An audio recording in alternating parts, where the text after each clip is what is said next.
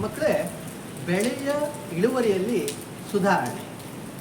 ಸಸ್ಯಗಳು ತಮ್ಮ ಬೆಳವಣಿಗೆ, ಹೂ ಬಿಡುವಂಥದ್ದು, ಕಾಯಿಯಾಗುವಂಥದ್ದು ಸೌರ ಬೆಳಕಿನ ಮೇಲೆ ಅವಲಂಬಿತವಾಗಿದೆ. ಸೂರ್ಯನ ಕಿರಣಗಳಿಂದ ದ್ಯುತಿ ಸಂಶ್ಲೇಷಣೆಯ ಮೂಲಕ ತಮ್ಮ ಆಹಾರವನ್ನು ತಯಾರಿಸುತ್ತದೆ. ಬೆಳೆಯಲ್ಲಿ ಎರಡು ವಿಧಗಳಿದೆ: ಖಾರಿಫ್ ಬೆಳೆಗಳು ಮತ್ತು ರಬಿ ಬೆಳೆಗಳು. ಖಾರಿಫ್ ಬೆಳೆಗಳು ಅಂದರೆ ಮಕ್ಕಳೇ ನೋಡ್ತಾ ಇದ್ದೀರಲ್ವ, ಮಳೆಗಾಲದಲ್ಲಿ ಬೆಳೆಯುವಂತಹ ಬೆಳೆಗಳಿಗೆ ಖಾರಿಫ್ ಬೆಳೆಗಳು ಅಂತ ಕರೀತಾರೆ. ಇದರ ಕಾಲಾವಧಿ ಜೂನ್ನಿಂದ ಅಕ್ಟೋಬರ್ವರೆಗೆ. ಉದಾಹರಣೆಗೆ ಭತ್ತ, ಸೋಯಾಬೀನ್, ಅರ್ಹರ್, ಮೆಕ್ಕೆಜೋಳ ಮುಂತಾದವು. ಎರಡನೇದಾಗಿ ರಬಿ ಬೆಳೆಗಳು. ರಬಿ ಬೆಳೆಗಳು ಅಂತ ಹೇಳಿದ್ರೆ ಚಳಿಗಾಲದಲ್ಲಿ ಬೆಳೆಯುವಂಥ ಬೆಳೆಗಳು. ಇದರ ಕಾಲಾವಧಿ ನವೆಂಬರ್ನಿಂದ ಏಪ್ರಿಲ್ವರೆಗೆ. ಉದಾಹರಣೆಗೆ ಗೋಧಿ, ಕಡಲೆ, ಸಾಸಿವೆ ಮುಂತಾದವು ರಬಿ ಬೆಳೆಗಳಿಗೆ ಉದಾಹರಣೆಯಾಗಿದೆ. ಮಕ್ಕಳೇ, ನೀವು ನೋಡಬಹುದು ನೋಡಿ, ಇವೆಲ್ಲ ಭಾಳ ಸುಲಭವಾಗಿ ನಾವು ಚಿತ್ರ ಬಿಡಿಸಲಿಕ್ಕೆ ಸಾಧ್ಯತೆ ಇದೆ. ಎಲ್ಲ ವಿಜ್ಞಾನದ ಚಿತ್ರಗಳನ್ನು ಈ ಒಂದು ಪುಸ್ತಕದಲ್ಲಿ ಬಿಡಿಸಲಾಗಿದೆ. ಬೆಳೆಯ ತಳಿ ಸುಧಾರಣೆಗೆ ಸಂಬಂಧಪಟ್ಟಂತೆ ತಳಿ ಸುಧಾರಣೆ ಮಾಡಿದವುಗಳೆಂದರೆ ಅಧಿಕ ಇಳುವರಿ. ಪ್ರತಿ ಎಕರೆಗೆ ಬೆಳೆಯಿಂದ ಬೆಳೆಗೆ ಅತ್ಯುತ್ತಮ ಗುಣಮಟ್ಟದ ಬೆಳೆಗಳನ್ನು ಬೆಳೆಯುವಂಥದ್ದು. ಅಂದರೆ ಇಳುವರಿ ಹೆಚ್ಚಿಗೆ ಬರಬೇಕಾಗಿದೆ. ಎರಡನೇದಾಗಿ ಸುಧಾರಿತ ಗುಣಮಟ್ಟ.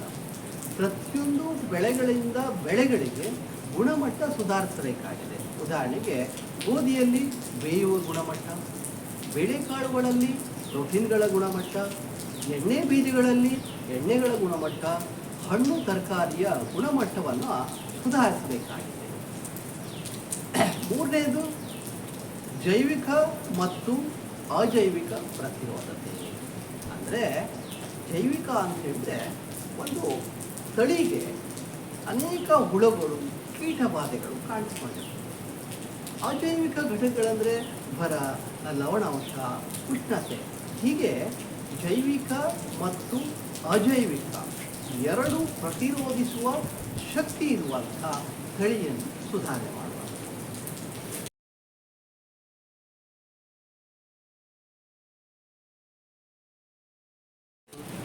ಮಕ್ಕಳೇ, ಬೆಳೆಯ ಇಳುವರಿಯಲ್ಲಿ ಸುಧಾರಣೆ. ಸಸ್ಯಗಳು ತಮ್ಮ ಬೆಳವಣಿಗೆ, ಹೂ ಬಿಡುವಂಥದ್ದು, ಕಾಯಿಯಾಗುವಂಥದ್ದು ಸೌರ ಬೆಳಕಿನ ಮೇಲೆ ಅವಲಂಬಿತವಾಗಿದೆ. ಸೂರ್ಯನ ಕಿರಣಗಳಿಂದ ದ್ಯುತಿ ಸಂಶ್ಲೇಷಣೆಯ ಮೂಲಕ ತಮ್ಮ ಆಹಾರವನ್ನು ತಯಾರಿಸುತ್ತದೆ. ಬೆಳೆಯಲ್ಲಿ ಎರಡು ವಿಧಗಳಿದೆ: ಖಾರಿಫ್ ಬೆಳೆಗಳು ಮತ್ತು ರಬಿ ಬೆಳೆಗಳು. ಖಾರಿಫ್ ಬೆಳೆಗಳು ಅಂದರೆ ಮಕ್ಕಳೇ ನೋಡ್ತಾ ಇದ್ದೀರಲ್ವ, ಮಳೆಗಾಲದಲ್ಲಿ ಬೆಳೆಯುವಂತಹ ಬೆಳೆಗಳಿಗೆ ಖಾರಿಫ್ ಬೆಳೆಗಳು ಅಂತ ಕರೀತಾರೆ. ಇದರ ಕಾಲಾವಧಿ ಜೂನ್ನಿಂದ ಅಕ್ಟೋಬರ್ವರೆಗೆ. ಉದಾಹರಣೆಗೆ ಭತ್ತ, ಸೋಯಾಬೀನ್, ಅರ್ಹರ್, ಮೆಕ್ಕೆಜೋಳ ಮುಂತಾದವು. ಎರಡನೇದಾಗಿ ರಬಿ ಬೆಳೆಗಳು.